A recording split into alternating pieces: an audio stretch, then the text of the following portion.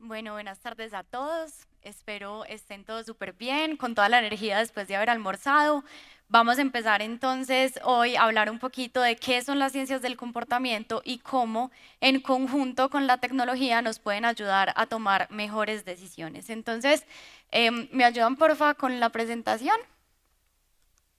Para que lo podamos ver. Perfecto. Si quieren pasemos a ver. Listo. Bueno, voy a ponerles aquí un videito para empezar. La idea es que ustedes se centren, se enfoquen en el carro azul. A ver, que se me movió la... Listo. Que se centren en el carro azul, que lo miren detenidamente y pues nada, luego vamos a hablar de qué puede estar pasando con ese carro. To test just how much attention the attention-stealing design of the new Skoda Fabia actually steals, we left one parked on this ordinary road in West London.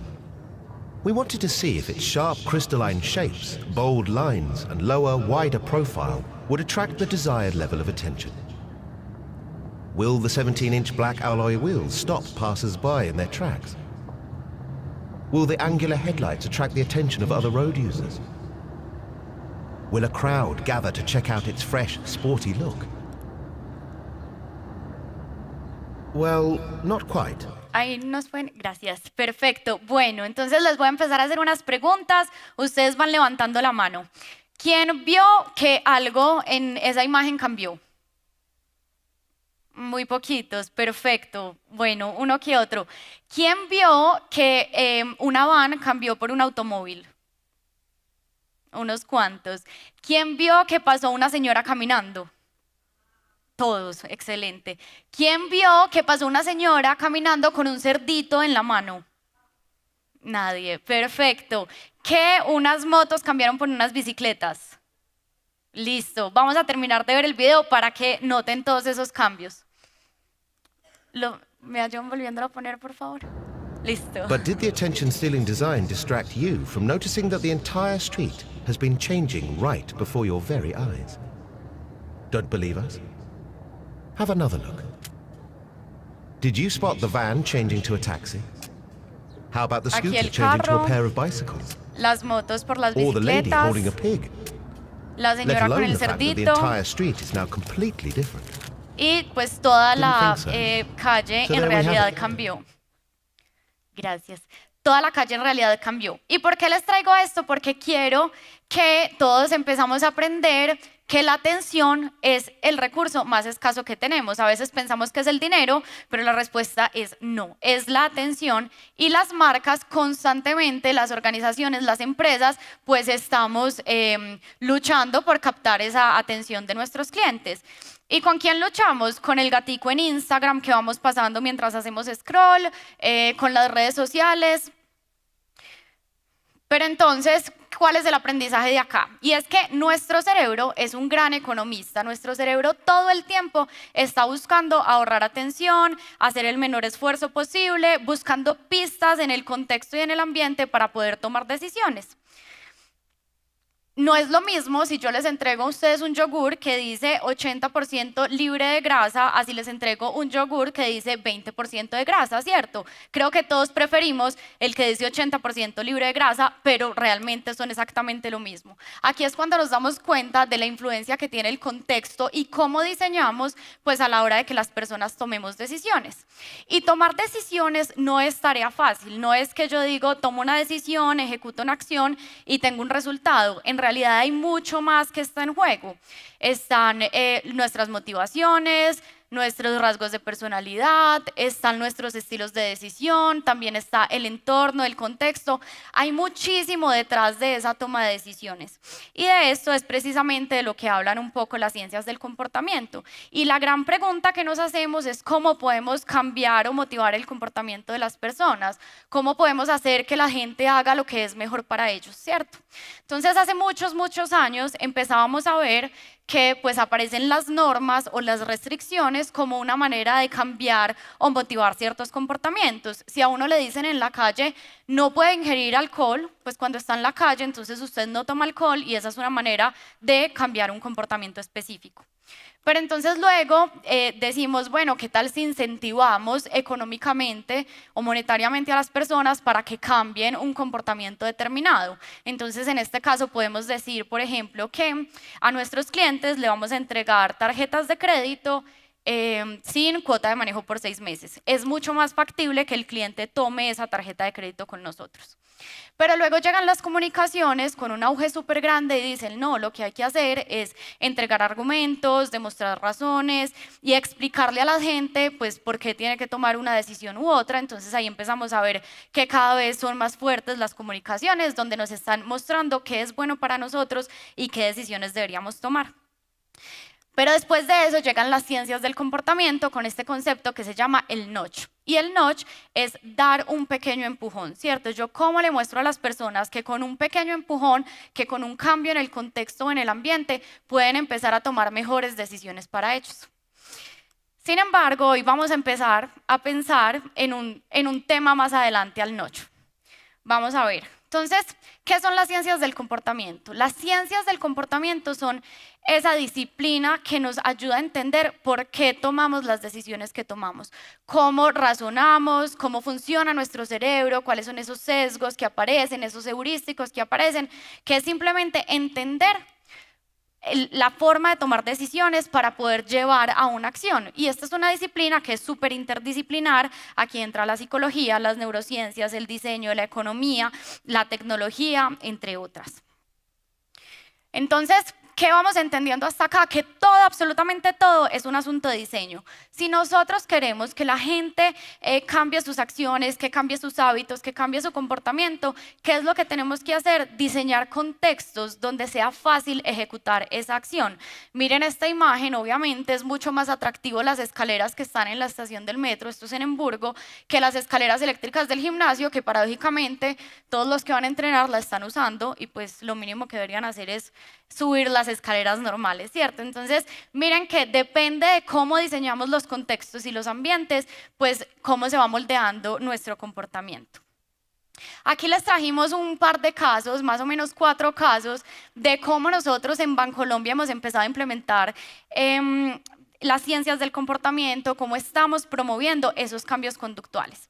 En el primer ejemplo que ustedes van a ver al lado de acá, les traemos cómo podemos vender más tarjetas de créditos que las personas tienen preaprobadas. Entonces miren que en la imagen del lado de acá yo encuentro un correo electrónico que tiene mucho texto, que realmente no me da una información que sea suficientemente llamativo, y acuérdense que nosotros competimos con las miles de empresas y marcas que constantemente nos están mandando correos, información y demás. Entonces lo que hicimos es empezar a poner conceptos conductuales. Puede ser, digamos, algo que no se vea a simple vista, pero miren que empezamos a poner qué le interesa a la gente, cuánta plata me van a prestar. Aquí les resalto los beneficios, pongo un call to action llamativo, le digo a la gente qué están haciendo los demás. Entonces sé que no se alcanza a leer, pero aquí les pongo, ya más de 200.000 clientes han tomado la tarjeta de crédito con nosotros, y si no te gusta, tranquilo, la puedes cancelar cuando quieras. Eso es una señal de transparencia y eso genera confianza. Estos cambios sutiles en este correo lo que nos hicieron fue aumentar en un 34% las ventas de esa tarjeta de crédito. Aquí tenemos otro ejemplo donde le entregamos a los clientes una solución, y es que por medio de nuestra plataforma Tu 360 Inmobiliario les damos la aprobación de un crédito de vivienda en 5 minutos. Entonces miren que esta era la propuesta de valor anterior. Tenemos una imagen que no es muy contextual, no sé si son unas llaves de un carro, de una moto, de un apartamento. Tenemos un botón que dice comenzar estudio. Comenzar estudio puede empezar pues a generar barreras, porque ¿quién quiere que lo estudien, cierto? Y por otro lado, la propuesta de valor que resaltamos es conoce la nueva solución. Pues realmente al cliente, ¿qué tanto le importa si la solución es nueva o no? Entonces lo que hicimos es muy desde la comunicación empezar a poner pues ¿qué es aquí la propuesta de valor? Que te voy a entregar un crédito en minutos. Y lo que hago es reducir las fricciones, pasando de tener un botón que dice comenzar estudio pues a tener simplemente ya que el cliente me entregue los datos para poder avanzar en el proceso. Aquí tenemos otro caso, este es muy bonito, me gusta mucho. Cuando estábamos en la época del COVID-19, pues las personas que se enfermaban tenían que tener una incapacidad más o menos de unos 7 a 15 días. Pero pues sabemos que en el contexto colombiano no todas las personas se pueden dar ese lujo porque trabajan y viven del diario, porque se ganan un salario mínimo, son independientes y demás. Y lo que hacía el gobierno era darles un subsidio pues para que ellos pudieran tener 7 días de trabajo, pues monetariamente hablando. Entonces, este era el mensaje de texto que nosotros mandábamos. Son personas que no son bancarizadas, entonces la invitación era descargar la aplicación Bancolombia a la mano para que automáticamente le diéramos el subsidio. Voy a volverles a hacer una pregunta para que me alcen la mano. Si yo les mando a ustedes este mensaje de texto donde les digo que les voy a regalar plata y donde, bueno, me lo desaparecieron, pero espero que ya la hayan leído, y me ponen un link y les pongo un link para que le den clic al mensaje, alce la mano si alguien haría clic para que le dieran ese subsidio. No, cierto, yo tampoco lo haría porque pues todo el tiempo los medios de comunicación nos están diciendo que para evitar el fraude no podemos hacer clics en links, cierto, y de eso tan bueno no dan tanto. ¿Quién le va a regalar plata a uno? Pero lo que hicimos fue empezar a identificar esas barreras conductuales. Entonces aquí identificamos que había un problema de confianza. ¿Qué hicimos? Empezar a hablar que somos Bancolombia. Desde el inicio le pusimos los 4 últimos dígitos de la cédula a la persona, le dijimos que el dinero se le va a desembolsar de manera automática y le dimos un canal de contacto. Con este cambio, miren que son cambios muy sutiles en la comunicación, aumentamos en un 277% las descargas de la aplicación para poder entregar subsidios. Entregamos de esa manera más de 2.000 subsidios a las personas. Bueno, y aquí en última instancia, y voy a hacer aquí una cuña porque a las 5 de la tarde Laura Cardona nos va a hablar de esta escalera de bienestar financiero. Pues todos sabemos que las finanzas son un tema muy complejo y muy difícil, ¿cierto? Y que lograr ese bienestar financiero puede ser demasiado trabajo, se puede percibir como mucho trabajo, y más si voy a hablar de que quiero construir riqueza. Entonces lo que hicimos en Bancolombia y desde las ciencias del comportamiento fue dar pues una escalera, es una escalera de bienestar financiero donde en tan solo 6, 7 pasos tú puedes pasar de tener tus finanzas un poco caóticas a empezar a generar riqueza. ¿Qué hacemos ahí? Damos sentido de progreso por poner un paso a paso. Bueno, entonces ya hemos visto un poco qué cosas tan maravillosas hacen esto de las ciencias del comportamiento, pero tal vez nos quede faltando un poco, ¿cierto? A veces igual vemos que no hay suficiente engagement y nos empezamos a preguntar cómo podríamos hacer las empresas, las organizaciones para poder dar soluciones que sean hiperpersonalizadas, que de verdad vayan a la necesidad de ese cliente que yo tengo. ¿Cómo puedo diseñar soluciones que realmente sean sostenibles en el tiempo? Porque incluso estas soluciones tan chéveres que yo les mostré, después de un tiempo la efectividad empieza a caer. ¿Cómo podemos pasar de esos nudges o esos pequeños empujones que suelen ser intervenciones un poco pasivas a crear sistemas que ayuden a la decisión de las personas? ¿Cómo ayudamos a que las personas cuando tengan una necesidad logren encontrar a las organizaciones en ese momento adecuado? Y de eso vamos a hablar un poco hoy, entonces, de cómo las ciencias del comportamiento en unión con la tecnología nos ayudan a crear soportes para la toma de decisiones. Pero para poder crear esos soportes de toma de decisión tenemos que empezar a preguntarnos ¿quién soy yo en realidad? ¿Quién es mi cliente en realidad? Mi cliente más allá de los datos sociodemográficos, de los datos transaccionales, ¿cómo yo puedo acceder a conocer mi cliente realmente, ¿cierto? Para yo después poder decirle, venga, su próxima mejor decisión es esta. Esto es lo que usted tiene que hacer para encontrar su bienestar, para hacer cosas que sean buenas para usted. Porque creo que aquí todos sabemos qué es lo bueno para nosotros mismos, pero de aquí a que ejecutemos acciones que nos ayuden y que sean buenas para nosotros, pues hay un trecho, ¿cierto? Es difícil. Bueno, entonces vuelvo y les pongo aquí la escalera porque entonces nos encontramos con un escalón adicional que es la segmentación conductual. Y la segmentación conductual es cómo realmente la tecnología nos va a apalancar esos sistemas de soporte de decisión usando la data conductual.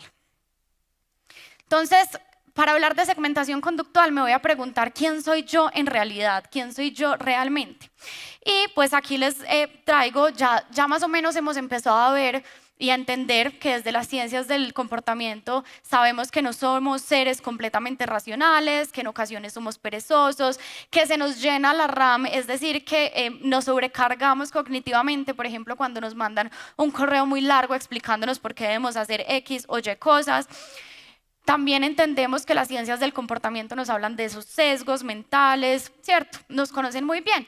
Pero en realidad no podemos caer en generalizaciones porque los seres humanos no somos un manojo de sesgos, ¿cierto? Vamos mucho más allá y tenemos una individualidad que nos caracteriza. Entonces nos empezamos a preguntar por los rasgos de personalidad, por los estilos cognitivos, por los estilos de la toma de decisión, por las diferentes visiones del mundo y por nuestra identidad. Y entendiendo esto, pues no sé si ustedes han escuchado esa expresión de que los datos son el nuevo petróleo. A eso de inicio de los años 2000 nos empiezan a decir que con los datos vamos a poder personalizar soluciones para nuestros clientes. Y pues sí, podemos usar o empezamos a usar unos datos sociodemográficos, unos datos transaccionales y empezamos a entregar soluciones personalizadas. Pero realmente esa personalización que entregamos es limitada. Seguimos estando centrados en el producto en la mayoría de las ocasiones y todavía experimentamos problemas de engagement, problemas de confianza por parte de nuestros clientes.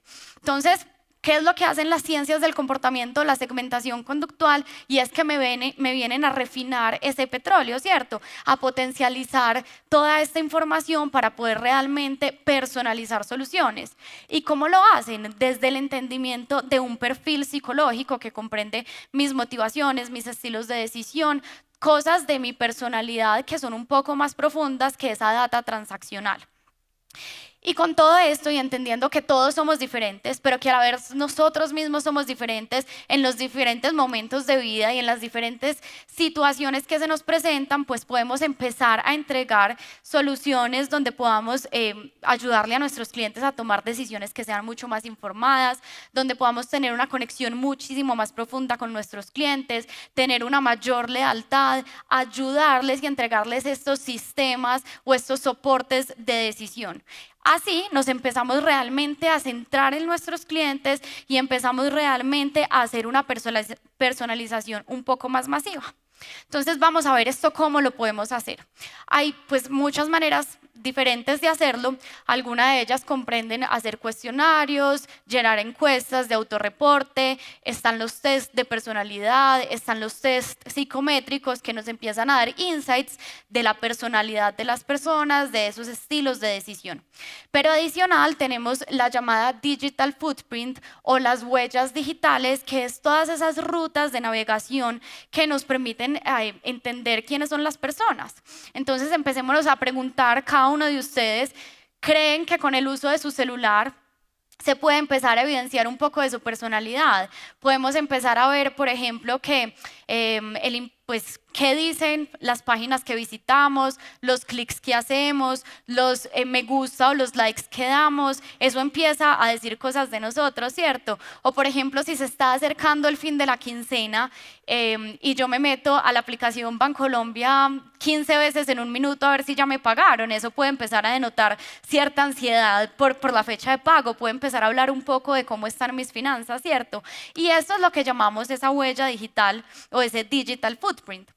Hay otras estrategias que son, por ejemplo, el eye tracking, que es una tecnología que por medio de los movimientos oculares me empieza a determinar dónde mi cliente o mi usuario empieza a poner la atención. Incluso desde la música que escuchamos, pónganse a pensar, si ustedes utilizan Spotify, ellos pueden empezar a evidenciar mucho de sus hábitos, ¿cierto? Si usted todos los días se despierta y pone cierto tipo de música, entonces usted está en un mood un poco más alegre, un poco más melancólico, pero también si por ejemplo escucha podcast, ¿qué tipo de podcast escucha? Eso empieza a dar cuenta si usted es un poco más intelectual, si a usted le gusta el crecimiento personal.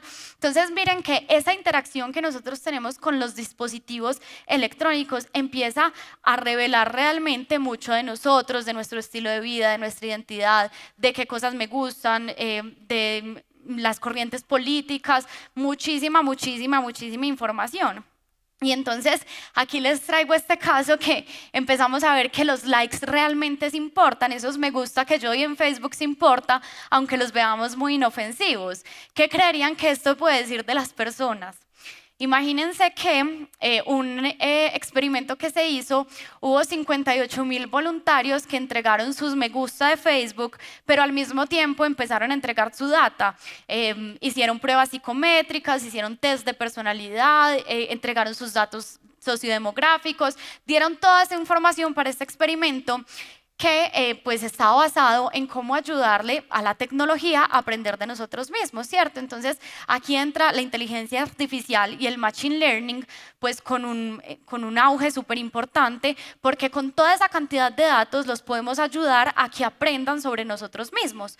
¿Y qué se empezaron a dar cuenta en esta investigación? Era que, por ejemplo, si yo le doy like a Obama, es más probable que yo sea demócrata. Si yo muestro orgullosamente que soy cristiana, que soy de una religión u otra, pues puede dar cuenta de que tengo más satisfacción con la vida, ¿cierto? Hay una correlación ahí. Si yo le doy like a publicaciones, por ejemplo, donde aparezca Hello Kitty, entonces es más probable que yo sea mujer. Y aquí traigo dos que no son tan fáciles de evidenciar, que son un poco contraintuitivas, y es que si a mí me gustan las papitas fritas en espiral, es más probable que yo sea más inteligente, y si le empiezo a dar like a publicaciones de Harley Davidson, es más probable que yo tenga menos inteligencia. Y esto es muy difícil, esto sería muy difícil evidenciarlo por parte de los investigadores, porque ¿cómo encuentro yo estas correlaciones que no son, pues digamos, tan dicientes? Y esto me lo ayuda a hacer la inteligencia artificial y el machine learning. Teniendo todo esto en cuenta, Ogilvy, que es una compañía que está muy avanzada en estos temas de segmentación conductual, empieza a generar campañas, pues teniendo en cuenta toda esa data que me entregan pues las rutas de navegación o el digital footprint. Y entonces aquí les traigo dos casos. Uno de ellos era para ayudarle a las personas fumadoras a dejar de fumar. Lo que hicieron fue pues empezar a revisar su personalidad, sus estilos de decisión y demás, y se encontraron que las personas fumadores tienen un locus de control externo. ¿Esto qué quiere decir? Que le atribuyen las cosas que le pasan pues a factores externos. No creen que sean su propia responsabilidad, sino que en mayor medida hacen parte del azar, de la suerte y demás. Eso es el locus de control externo. Pero también empiezan a evidenciar en estas pruebas y en estos test que les hacen que los fumadores no les gustan las emociones negativas. Entonces, cuando yo a estas personas que fuman les muestro esta publicidad que es la tradicional, que es la que normalmente mostramos, pues ellos miran esa publicidad menos, por ejemplo, que una persona no fumadora, no le llama la atención. Aquí es donde empieza a hacer magia esta segmentación conductual. Entonces, entendiendo esto, lo que hacen es empezar a entregar mensajes que sean basados como en esas razones externas. Acuérdense que ellos le atribuyen a lo externo el hecho, por ejemplo, de ser fumadores. Les empiezan a entregar razones externas para dejar de fumar. Por ejemplo, aquí podemos ver a una abuelita que dice que cuando nazca su nieto no le quiere oler a maluco, a fumador, ¿cierto? Y esto hace que pues tengan muchas más eficiencias estas campañas. Los fumadores empiezan a mirar en un 50% más este tipo de publicidad comparado con las personas no fumadoras. Por otro lado, tenemos una campaña sobre la pérdida de peso, ¿cierto? Las personas que toda su vida han estado luchando con perder peso, también tienen un locus de control externo, también empiezan a evidenciar, se rinden fácilmente, son un poco más impulsivos, tienen unas características de personalidad específicas, pues que no les ayuda a que las campañas tradicionales los ayuden a bajar de peso. Entonces lo que hacen aquí es empezar a generar campañas donde se muestren cuáles son esas pequeñas victorias, que les den sentido de progreso, a mostrarles que otros como ellos también han logrado bajar de peso, y eso los ayuda a ser mucho más eficientes. Ahora vámonos un poco para el tema de las finanzas. hay algo en los estilos de decisión y es que hay personas que son maximizadoras y hay personas que son satisfactoras. Las personas maximizadoras son aquellas que empiezan a examinar exhaustivamente todas las posibles opciones en una decisión, todas las posibles variables porque quieren tomar la decisión que más utilidad les traiga. Y las personas satisfactoras son esas personas que toman decisiones un poco más rápido, de una manera un poco más relajada y que simplemente quieren tomar una decisión o escoger una opción que sea suficientemente buena. ¿Quiénes de ustedes creen que son maximizadores? Empecémonos a identificar. Unos cuantos. Y satisfactores, más rápidos para tomar decisiones. Por ahí hay otros. Perfecto.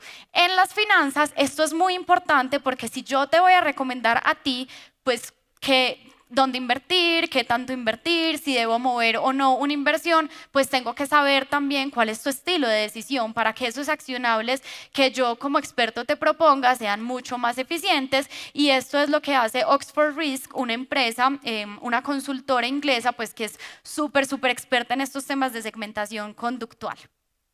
Habiendo entendido todo este contexto, vamos a ver entonces cómo se va a llevar a la práctica, cómo vamos a empezar a generar esos motores de compromiso de acción para ayudarle a las personas a tomar esas decisiones que sean realmente buenas para ellos. Y creo que todas estas imágenes se nos hacen familiares a todos nosotros. Creo que son contextos donde es fácil tomar decisiones, ¿cierto? Díganme si no es muy fácil entrar a Netflix y escoger una película desde que pusieron ese top 10. Las 10 películas más vistas en Colombia, uno siempre escoge de esas, es la fácil.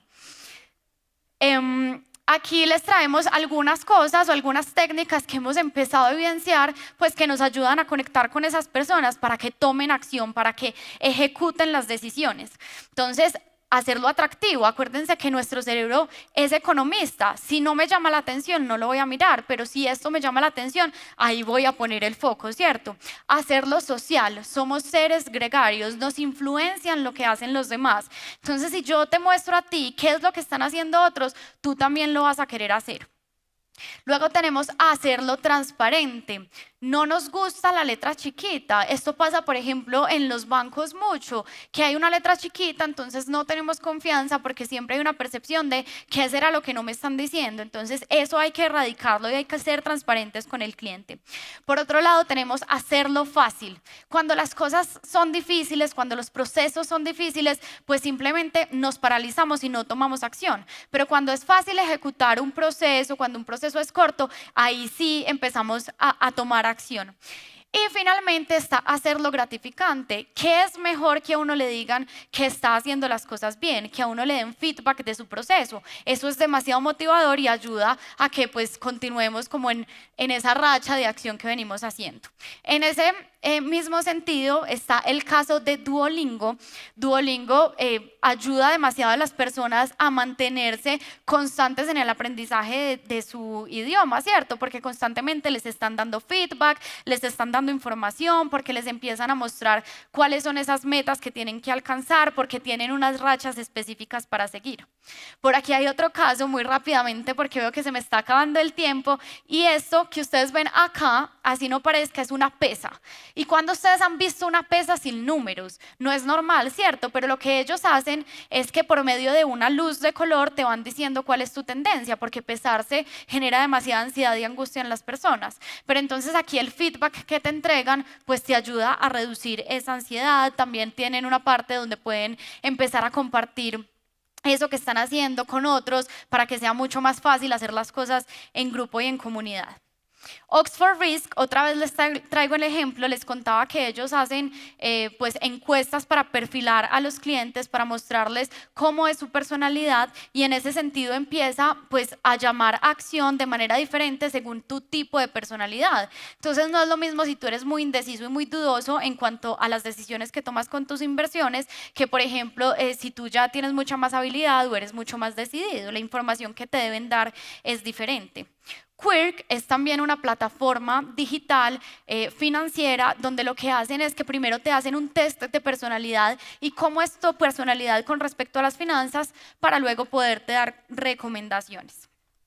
Pero entonces creo que todos nos debemos estar preguntando, bueno, ¿y dónde queda mi privacidad? ¿Y dónde está el tema ético, cierto? ¿Cómo vamos a hacer para que todas estas organizaciones que estén empezando a hiperpersonalizar y a entendernos y a conocernos incluso más de lo que nosotros nos conocemos, pues para que ejecuten acciones que quieran nuestro bienestar, cierto? No que nos sobreendeuden, no que nos hagan un mal.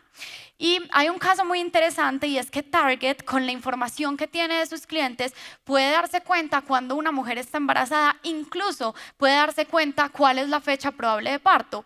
Pero resulta que en una ocasión, pues incluso el papá de una niña no se había dado cuenta que esta estaba embarazada y pues fue un problema. Entonces ahí es donde empezamos a ver, venga, la privacidad sí importa y la ética sí importa. Entonces, por ejemplo, lo que hace Target para sopesar un poco eso, o que uno no se sienta demasiado incómoda cuando le empiecen a llegar cupones de descuento para cosas de maternidad, es que entregan esos cupones combinados con cupones de descuento de otras cosas distintas. Entonces las marcas y las empresas empiezan a generar estrategias pues para reducir como esa hiperpersonalización que puede empezar a asustar un poco. Pero lo más importante es que pues deben estar todas las empresas regidas por principios de transparencia, dejarle a las personas elegir lo que quieran hacer con lo que cada uno de nosotros quiera que hagan con nuestros datos, ¿cierto? Que yo pueda decir, no, no quiero que vendan mis datos a terceros, no, no quiero que usen mis datos de esta u otra manera. Y pues empezar a generar regulaciones, incluso en el estado de California ya han sido muy fuertes con todas las regulaciones del consumidor, de la privacidad del consumidor, pero pues está también en trabajo que en Colombia y en los demás países empecemos a trabajar en todas estas regulaciones.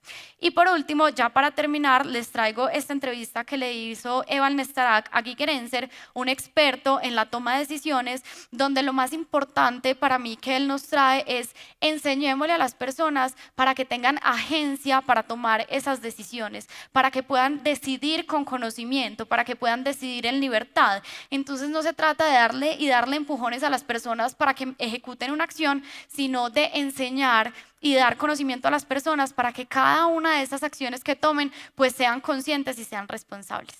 Muchas gracias. Hola.